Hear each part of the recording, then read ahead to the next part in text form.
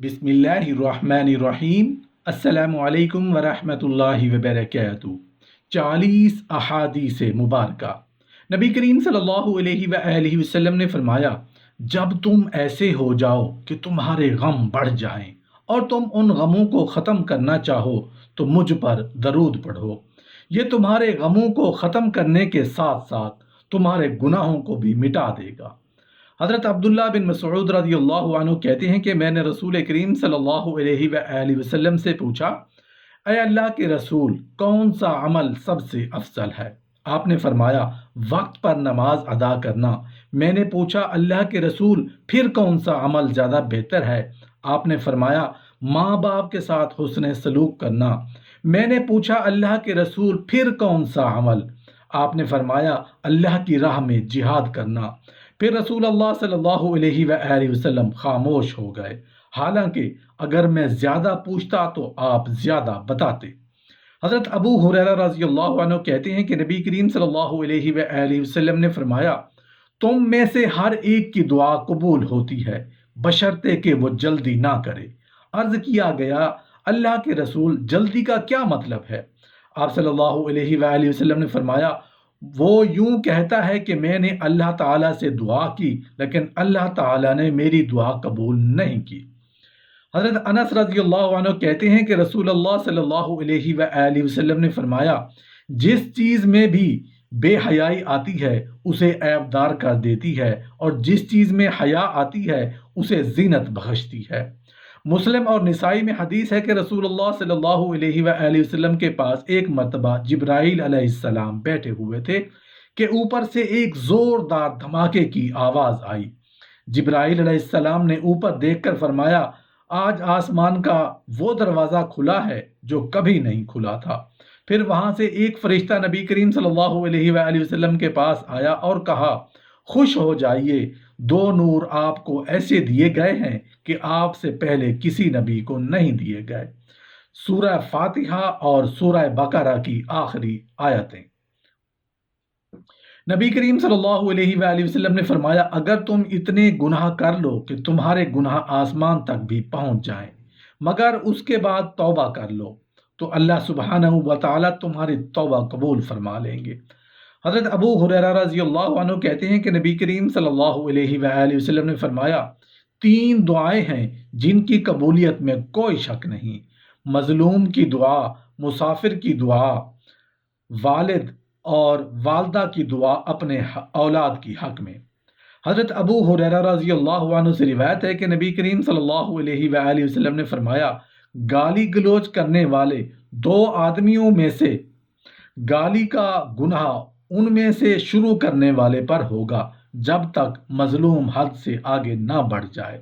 نبی کریم صلی اللہ علیہ وآلہ وسلم نے فرمایا، صاف دل اور سچی زبان والا انسان سب سے بہتر ہے۔ عرض کی گئی، صاف دل والے کون ہیں؟ فرمایا، وہ متقی اور پرہیزگار مسلمان جن کے دل میں ذرہ برابر نافرمانی، بغض اور حسد نہ ہو۔ عرض کی گئی، اس کے بعد فرمایا، جو دنیا سے نفرت کریں اور آخرت سے محبت۔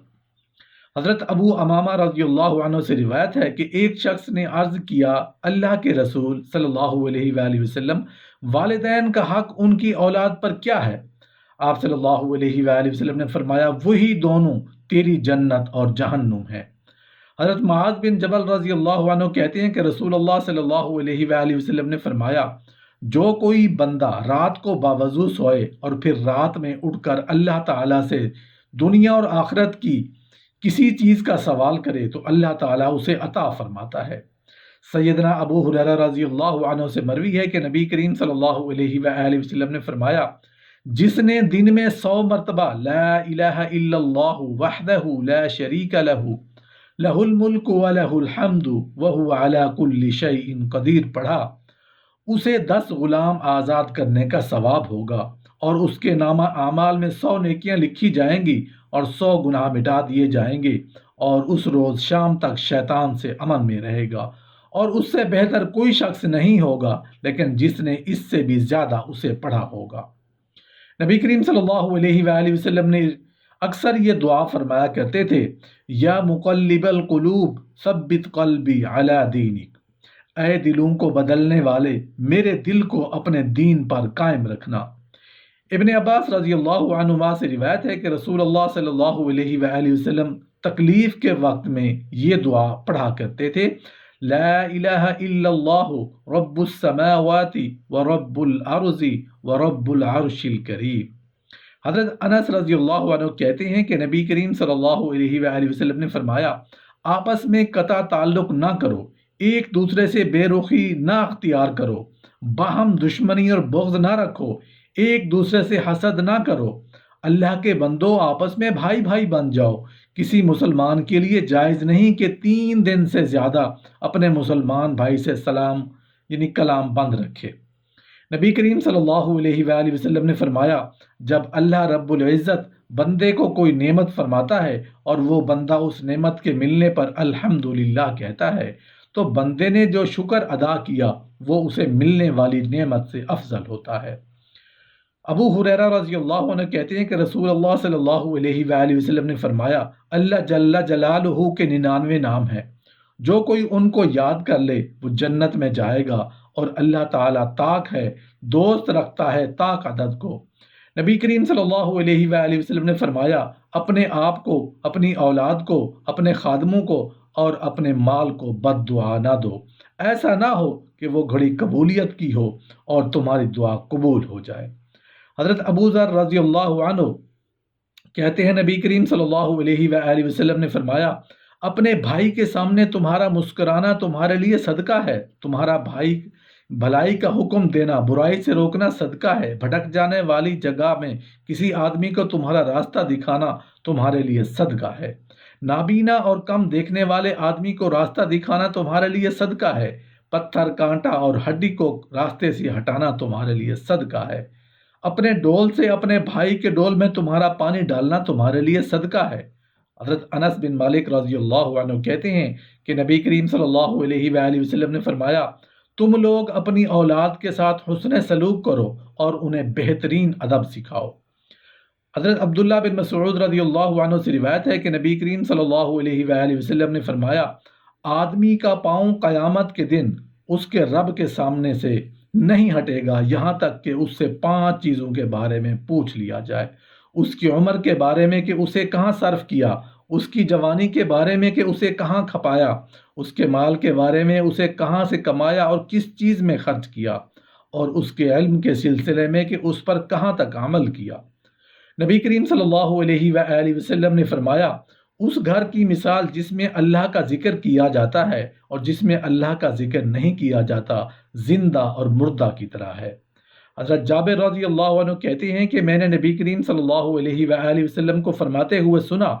جو کوئی بندہ اللہ تعالیٰ سے دعا کر کے مانگتا ہے، اللہ اسے یا تو اس کی مانگی ہوئی چیز دے دیتا ہے یا اس دعا کے نتیجہ میں اسے دعا کے مثل اس پر آئی ہوئی مصیبت دور کر دیتا ہے، جب تک اس نے کسی گناہ یا قطع رحمی رشتہ ناتا توڑنے کی دعا نہ کی ہو۔ نبی کریم صلی اللہ علیہ وآلہ وسلم نے فرمایا: اللہ سبحانہ و تعالی فرماتا ہے: اے آدم کے بیٹے، اگر تو صدمے کے آغاز میں صبر کرے اور ثواب کی نیت رکھے تو میرے لیے جنت سے کم ثواب پسند نہیں کروں گا۔ نبی کریم صلی اللہ علیہ وآلہ وسلم نے فرمایا: